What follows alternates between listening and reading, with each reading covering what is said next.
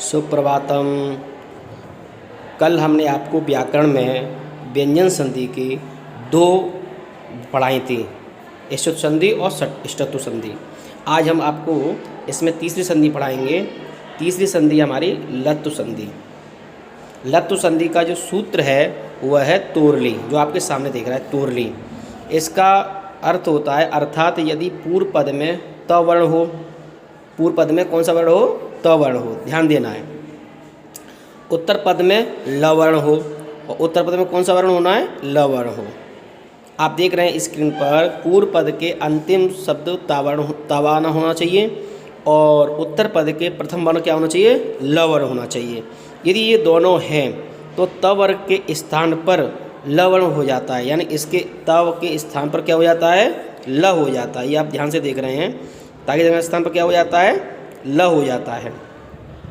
यदि पूर्व में न वर्ण है, यानी इस पूर्व में कौन सा है? न वर्ण न है, तो ल वर्ण के स्थान पर, ल के स्थान पर अर्ध अनुस्वार भी लगता है। कभी कभी क्या होता है कि पर में यदि ना है तो अर्ध स्वर ये होता है, ऐसे लग जाता है। ठीक है, तो ये ध्यान देंगे। तो इसको हम बोलते हैं लत्व संधि।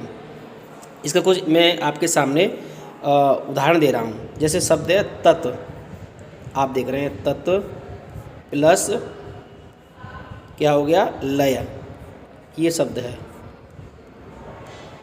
अब यहाँ पर तत् लय जो शब्द है आप देख रहे हैं, इसमें पूर्व पद के अंतिम में क्या है? ता है, और कह रहा था उत्तर पद के पूर्व पद में लय होना चाहिए, तो ला भी है यहाँ पर, ता भी मिल गया, ला भी मिल गया। तो ता के स्थान पर क्या हो जाता है? ल वर्ण हो जाता है, यानी इक और ला ता के स्थान पर हो जाता है। तो अब आप यहाँ ध्यान से देखेंगे, जो पूर्व वाला जो त था, जो पूर्व वाला जो त था त, इसलिए पर क्या हो गया? ल शब्द बन गया, ला आ गया हलंत वाला। तो क्या शब्द बन गया? तल लय। क्या बन जाता है? तल लय। आप ध्यान से देख रहे होंगे, ये तल लय शब्द बन जाता है, तल लय।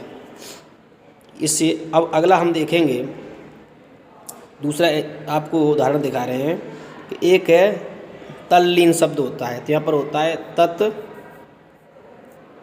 प्लस लीन, देख रहे हैं आप, तत्लीन शब्द है। यहाँ पर पूर्व पद के अंतिम वर्ण में ता है, तो मतलब ला है, यानी कि इस ता को क्या हो जाएगा? ल हो जाएगा।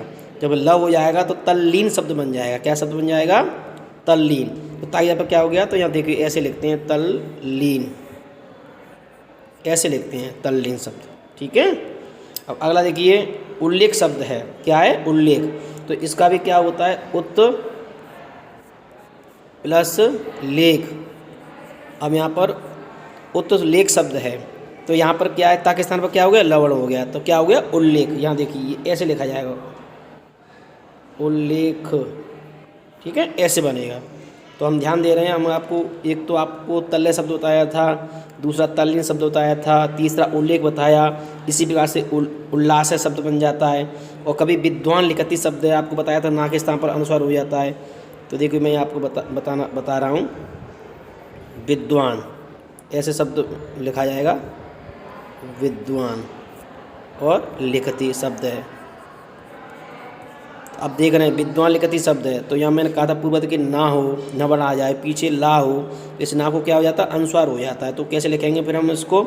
जब हम ना के स्थान पर अनुस्वार हो जाता है तो हम इसको ऐसे लिखते हैं, विद्वान, ऊपर बिंदी रख लेते हैं, विद्वान लिखती, ऐसे शब्द बन जाता है। ठीक है, ऐसे हो जाता है। आपको ये भी बता दिया। अब अगली जो व्यंजन संधि की जो अगली जो संधि आती है वह है अनुस्वार संधि। आप देख रहे हैं यहाँ पे, देखिए ये कौन सी संधि है? अनुस्वार संधि है। तो अनुस्वार संधि का जो सूत्र होता है वह सूत्र है मोनुस्वारः। इसका अर्थ होता है कि पूर्व पद में हलंत में माँ है तथा उत्तर पद के आदि में कोई व्यंजन वर्ण हो तो म के स्थान पर अनुस्वार हो जाता है। आप देख रहे हैं, देखो मैं ये वाली संधि बता रहा हूँ कि पूर्व पद में म, ये हलंत माँ है, तथा उत्तर पद के आदि व्यंजन में वर्ण हो तो आदि में, उत्तर पद के आदि में कोई व्यंजन हो, कोई सा व्यंजन हो, क म ल च, कोई भी व्यंजन हो, तो म के स्थान पर अनुस्वार हो जाता है। आप देख रहे हैं, ये आपको ये बताया गया है। अब आपको मैं ये बताना चाहूँगा इसके कुछ उदाहरण हैं। जैसे शब्द आप देख रहे हैं यहाँ पर, तो हरिम वंदे शब्द है, तो इसमें क्या है, हरिम वंदे। तो हरिम का जो माँ है, ये वाला जो माँ है, और पीछे वहाँ शब्द मिल गया, व्यंजन मिल गया, तो माँ को क्या हो जाएगा, अनुस्वार हो जाएगा। तो हम लिख देते हैं हरिम वंदे, ये ऐसे लिख देते हैं, ऐसे लिख देते हैं हरिम वंदे।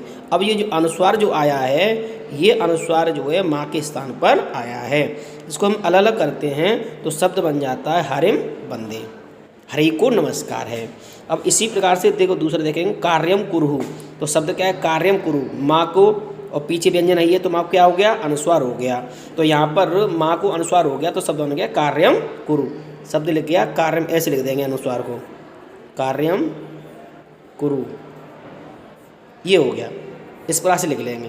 तो ये यहाँ ध्यान देने की बात है कि यदि अंतिम वर्ण में माँ है और पीछे कोई व्यंजन है तो उसको अनुस्वार हो जाता है, इसको कहते हैं कार्यम, कार्य को करो।